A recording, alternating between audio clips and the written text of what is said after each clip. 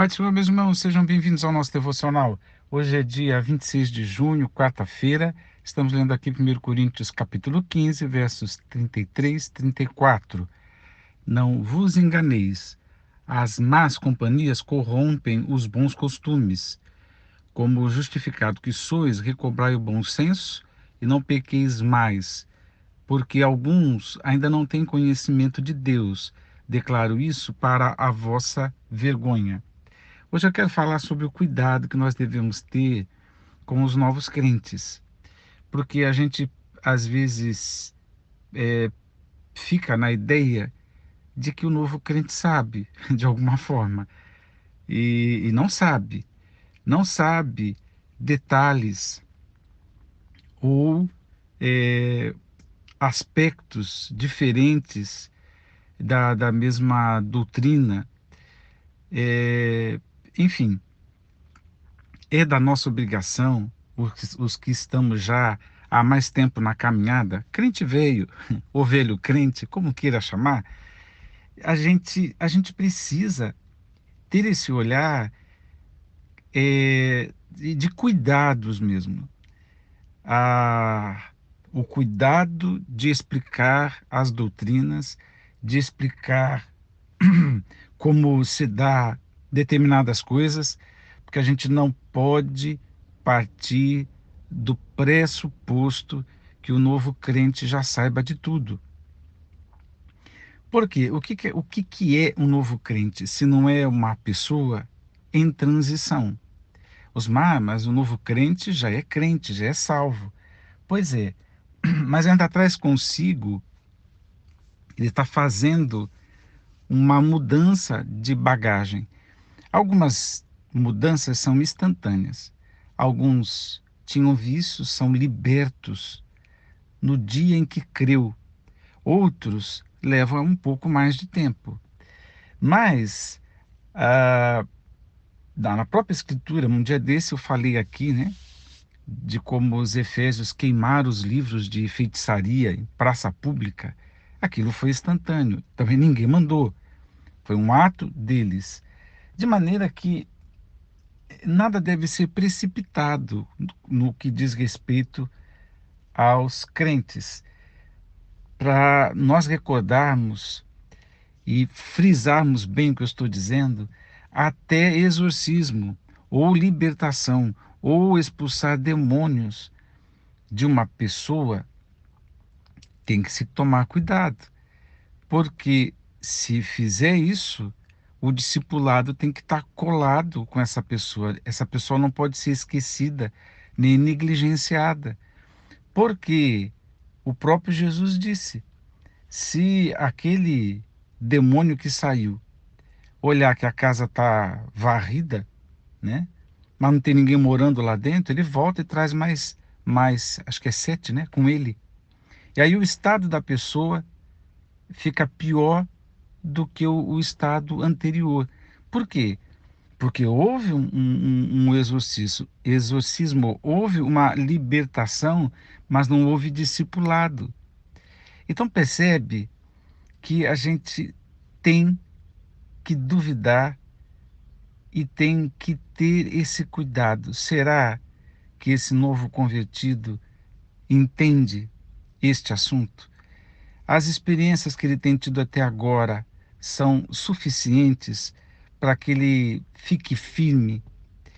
Ah, Mosmar, mas Deus cuida. Pois é, mas entenda que a igreja é corpo de Jesus. Como é que Jesus abraça? Através da igreja. Como é que as pessoas são visitadas por Jesus? Pelos pés da igreja. Entenda isso. Então, é uma. Desculpa que eu estou sendo ofensivo, né? Esse entenda isso é, é complicado. A gente precisa recordar disso. A expressão de Jesus, aquilo que Jesus faz, na maioria das vezes, é através do seu corpo, porque o corpo é a expressão da cabeça que é Cristo, né? Então, o que Cristo ama, ama também através da igreja. E aquilo que Jesus faz, faz através da igreja. Então, é da nossa obrigação. Osmar, mas o que tem a ver esse capítulo com essa sua introdução tão longa? Pois é, aqui o que acontece? Pessoas novas crentes ainda tinham, porque como eu disse, é uma transição. É uma transição de valores, eles são mudados aos poucos. É um processo lento às vezes para você abandonar antigas amizades e ganhar novas amizades. Esse abandonar não é no sentido de deixar de falar, romper relacionamentos, não é disso que se trata, mas ter agora um limite filosófico, né? Um limite cristocêntrico. Os amigos que eram da antiga vida, vamos dizer assim, agora você tem um limite, tem convite que você não aceita mais, né?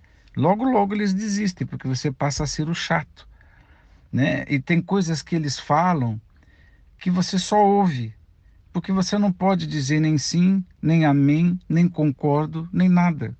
Por quê? Porque os teus valores, ou o valor do novo crente está mudando. Então, é uma fase, é uma transição. E a gente tem que tomar muito cuidado e acolher as igrejas que fazem isso. É o melhor lugar, é o lugar mais seguro quando se cuida do novo crente. A gente tem que ter, acho que pela quinta vez eu estou falando, ter este cuidado. Qual era o processo aqui? Alguns crentes ouviram de não crentes que não há ressurreição. O apóstolo Paulo faz um discurso enorme, levanta dados, provas, explica.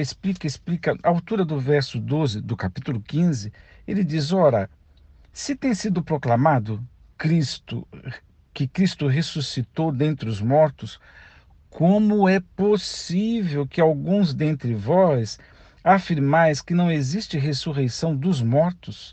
Ele estava chocado, né? E ele continua explicando. São vários argumentos. Como o assunto hoje aqui não é ressurreição, eu vou pular todos esses argumentos, porque eu quero chegar nesse verso 33, quando ele diz, ele argumentou e deixou claro, como diz o outro, por A mais B deixou claro, né, que Cristo ressuscitou e que nós vamos ressuscitar. Bom, aí ele diz, gente, vocês não se enganem. Essa expressão está entre aspas, e eu fui ver de onde ela vem. Ela vem da própria filosofia grega. E é aqueles crentes que estavam no meio da igreja. Eu disse crente para dizer que não eram convertidos. Eram gente que estava no meio da igreja. A igreja agora em Corinto tem etnias e alguns gregos, a maioria deles formados em filosofia, com argumentos filosóficos, com mentalidades abertas a uma série de coisas. Esses irmãos, novos crentes e alguns não convertidos, ou alguns não cuidados, percebe? O que eles começaram a dizer? Que não há ressurreição. É o apóstolo Paulo respondendo, como eu falei, o capítulo inteiro ele deixa claro que Jesus ressuscitou e que haverá ressurreição para todo mundo. Ressurreição gloriosa, ressurreição em glória, ressurreição para estar diante de Deus, ressurreição para ser reafirmado numa condição longe de Deus. Então, tá claro, mas havia um movimento no meio da igreja de pessoas nesta transição, né, novos crentes, e de pessoas que estavam no meio da igreja e que nem crentes eram, e que estavam propagando, falando com arrogâncias filosóficas, né, com, enfim, com contundência, com elegância, falando o que não é, na linguagem de hoje, o que não é Bíblia, o que não é de Deus, o que não é verdade. E o apóstolo Paulo falou, gente, vocês Não durmam com esse barulho. Vocês não se deixem enganar.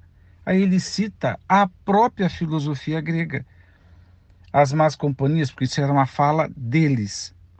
E o apóstolo Paulo pega uma fala da filosofia para falar contra a filosofia. Ele diz: as más companhias corrompem os bons costumes, o que significa que a igreja de Corinto não poderia se deixar levar por essa corrupção filosófica a partir da má companhia. Quem é a má companhia? Aquele novo crente em transição que não entendeu ainda a doutrina. E aquele que, dizendo-se cristão, não era, mas estava ali no meio. Então, os crentes maduros, eles têm duas posturas: evangelizar quem ainda não se converteu e discipular quem está na transição, ou seja, o novo crente. E o apóstolo Paulo diz assim: como justificado que sois, recobrai o bom senso. O que ele está dizendo? Vocês perderam a linha. Vocês estão até em pecado, vocês estão errando. Ele diz: recobrai o bom senso, não pequeis mais. Ele está considerando um erro e um pecado não evangelizar gente que está no meio, gente que está no meio e não se converteu ainda, e não discipular gente que está no meio, mas que ainda não entende a palavra de Deus. Ele diz, eu repito: recobrai o bom senso e não pequeis mais, porque alguns não têm conhecimento de Deus. Eu estou falando isso para vocês se envergonharem.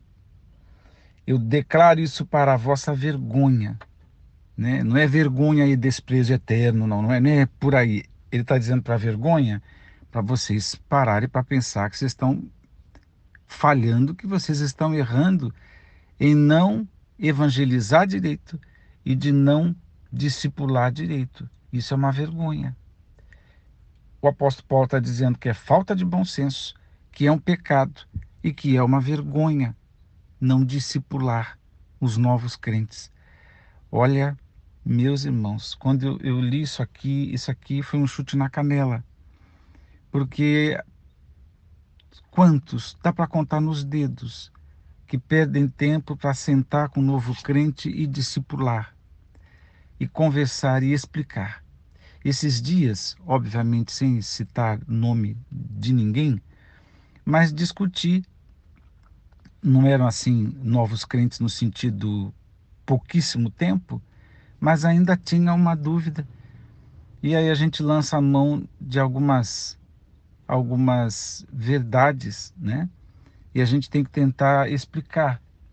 E isso, no meu caso, acontece no meio pentecostal. Por exemplo, eu tive que explicar mais uma vez, mas fiz isso com amor,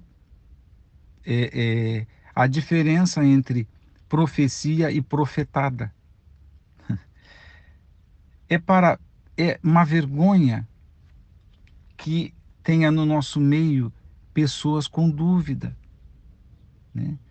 E aí eu estou dando este exemplo, que são irmãos queridos, né? Mas eu posso ampliar isso aqui para muitos outros exemplos, mas não vou fazê-lo. Mas para pensar. Quando um novo convertido tem dúvida ou faz ou fala alguma coisa errada, a falha é da igreja, é dos crentes velhos ou dos velhos crentes. É uma falha no bom senso, é um pecado, segundo o apóstolo Paulo, e é uma vergonha. A culpa não é do novo crente, percebe o que o apóstolo Paulo está falando? A culpa não é do novo crente. O novo crente está em má companhia, né? Companhia que fala coisas indevidas, mas a igreja tem que combater com a verdade. E vai ser sempre assim. Enquanto tiver ideologias no nosso meio, filosofia vã, ideias progressistas, ideias da vã filosofia, ideias que justifiquem o pecado, tudo aquilo que não é evangelho, tudo aquilo que não é palavra de Deus, a gente tem que ficar esperto, tem que tomar cuidado. E é isso. Eu quero ficar com os olhos mais abertos, mais atentos, porque sempre teremos novos crentes e sempre seremos combatidos. A doutrina tem que ser preservada, defendida, e é pelos crentes mais antigos. Deus te abençoe. Vamos orar. Pai, rendemos graças a Ti. Obrigado por Tua palavra. Nos ajuda, Senhor, a nos responsabilizar pelos novos crentes.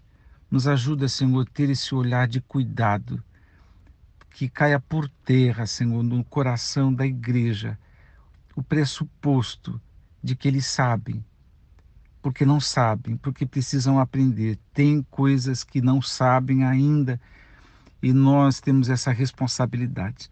Não nos deixe pecar, principalmente ignorando os novos crentes. Eu rogo a Deus no nome de Jesus. Amém.